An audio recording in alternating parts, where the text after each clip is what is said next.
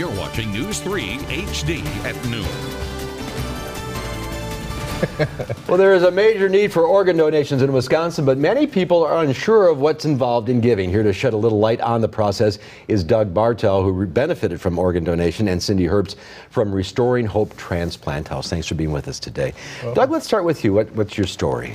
On July 16th, I was considered a status 1 liver patient, which meant that I had 1 week to be here in Worth. And I ended up on July 19th, received a liver organ from a gift, and at that point, I'm here today. And this was pretty sudden. This wasn't a lingering thing that led up to this. No, I had an infection called Cryptococcus that they found in April, and it proceeded faster than St. Mary's could finally figured out what was going on and cleared it up.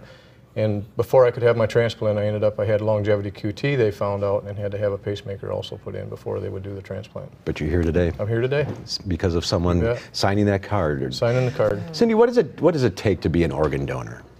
You know, I think more than anything, it takes some serious consideration of what it means that, you know, if you're going to give a live donation or if you're going to give a donation after you have died, is letting your family know that this is important to you. I think a lot of us make those decisions and we're passionate about them because we want to save a life. But if your family doesn't know and you don't go online and register, then there's no commitment to say, this is my choice and this is what I want to do. Others can overturn it. But once you go online and make that decision and register, it's legally binding. It's a commitment. And it says, this is what I want, and this is what I need you to do to follow through. And I'm no doctor, obviously, but I think kidneys about the only thing you could donate while you're still alive, right? And the liver. And liver. Oh, liver. Yeah. Will they just take part of the liver? Yes, they take half the liver, but at that point, it's you have to find a donor, and usually a donor is a sibling, which I didn't want that to happen. And then I was at a point where they couldn't even take, mine was gone so bad that they couldn't take half of a liver and put in, so I had to use a complete whole liver. How important. I mean, you're alive today, and you have an event coming up next week.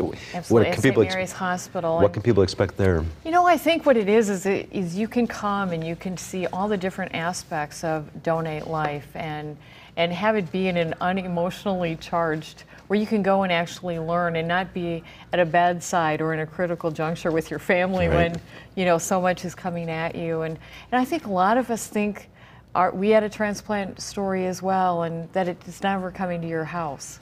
Well, it comes. You don't know.